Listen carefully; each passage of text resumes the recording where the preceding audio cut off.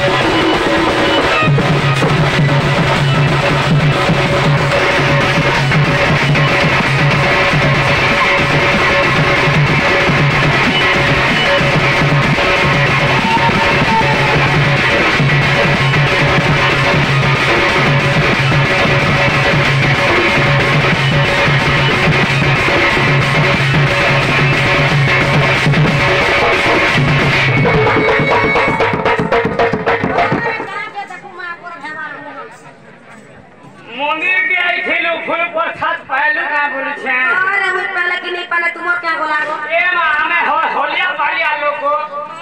हे प्रसाद के कर लो देखो देखो देखो देखो जे मामू को बाबा डाक के सुन ले बिल्कुल नहीं सुन ले तो ते हॉस्पिटल छोड़ रे चले बोते कने हॉस्पिटल आवे जगो तू जाने है पासरी छु ना गो मामू कोई तरह के पासरी से बोल से सगानी छु है काना से लोहा का हानो हाटा से उल्लू कुचू अगरबत्ती बोल छ होए माने तो गो आज सगा दे काना से गुला गुला का छाई वाला बढ़िया बोल छ मामू हटा भी नहीं आने गो आज से तीन खेगनी का अरे रोई क्या तीन खेगनी डावला काने बेल पत्तर ओहो बेलपत्र बोल छ बेल पत्तर ले हले कने वाले बाबा मुन्ने टेक मामू हटा भी तो नहीं आने गो आज से चेप्टी का जे चेप्टी चा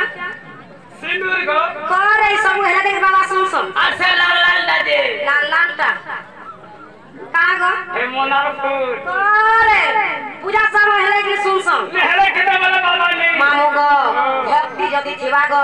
तमे भगवान के सुखा मुड़िया के मान ले भी सुनबे आ जदी भक्ति नहीं थिबा तमे चार गुड़िया दले भी डाके कते वाला भी नहीं सुनन गो ए माती मोर भक्ति होछे मरबा थारे बेल पत्तर हां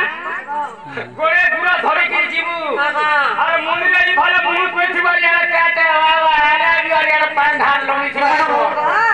इटा सत्य जुगे नहे गोटा कोली जुगे भक्ति थिले गले कते बड़े बाबा ने सुनो मंदिर के जो छ बोलु छ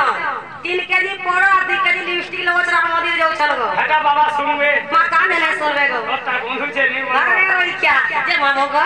के कथा गो का हला गो मंदिर के आलो तुम छटा होला लगिनी के गाना हिटा गो केंटा गो से तलब घंटी और हटा होले की सुन सुन हे पीतल घंटी नी होला बोल कते बड़े बाबा ने तमार बाप देखो जगो में मुट्ठी लगते मोर के हाथ पे में घंटी हलंग रे रोई क्या ए मां बुझी हला वाला का पर उतर भक्ति होछे मुई जानू जे मामू गो बोले बाबा डाके नहीं सुनले गो भक्ति से मंदिर होछे गो अरे रोई क्या आगो बोले केंटा करमा बोल छे मंदिर के छ पुता ओए गो बाबा जब ने सुन ले हां मां के डाको मां के डाक दे मां होए मां डाके सुनबे